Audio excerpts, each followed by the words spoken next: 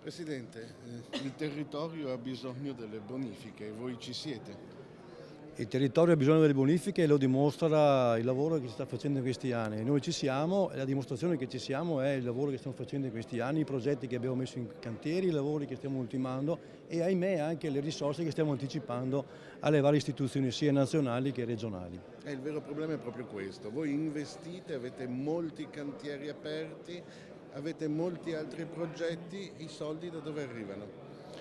Beh, allora abbiamo delle risorse proprie che derivano da quel contributo che chiediamo in via autonoma ai nostri contribuenti, quindi risorse del territorio che rimangono nel territorio. E poi è ovvio che stiamo lavorando, stiamo mettendo in sicurezza un territorio di cui le competenze sono dello Stato, della Regione, per cui riceviamo in concessione delle opere, riceviamo in concessione dei progetti e li facciamo questi progetti in concessione per gli altri e quindi avanziamo, poi paghiamo le ditte perché noi li paghiamo tutti a 30-60 giorni tranne questi ultimi giorni che abbiamo grossissime difficoltà e quindi poi avanziamo i soldi dalle varie strutture, dallo Stato, dalla Regione e quindi questo è un po' il problema che noi oggi abbiamo. Fin qui siete riusciti peraltro a tenere lo stesso livello di contribuzione da parte dei cittadini. Sarà ancora così in futuro?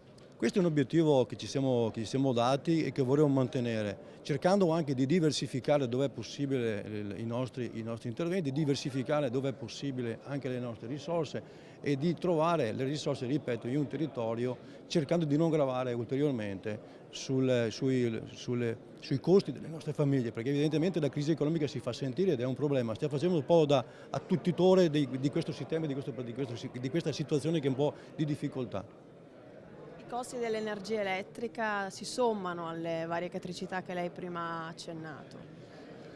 Allora, i costi di energia elettrica sì, si sommano. Noi abbiamo avuto, causa il costo del petrolio negli anni passati, un aumento mostruoso da parte dell'energia elettrica. Quest'anno c'è un po' di riduzione, ma è evidente che abbiamo un problema e il problema è semplice. Noi siamo trattati, come dicevo prima, anche in conferenza stampa, come la signora Maria, non perché la signora Maria abbia un problema, ma siamo trattati come tutte le imprese, come tutte le famiglie. Vorremmo essere trattati, visto la funzione che abbiamo nel territorio, visto che garantiamo la sicurezza idraulica, visto che le nostre idrovore garantiscono di tenere asciutto un terzo del Veneto, vorremmo pensare che dallo Stato, e qui non può essere altro che lo Stato, ci sia riconosciuta un'accisa diversa, cioè vorremmo essere trattati come i grandi utilizzatori, come le grandi imprese che consumano molta energia elettrica. Vorremmo essere trattati così, né più né meno, come una grande impresa che consuma energia, solo che la grande impresa la usa per produrre qualcosa, noi la usiamo per mettere in sicurezza un territorio e anche questo è sicuramente un utile importante.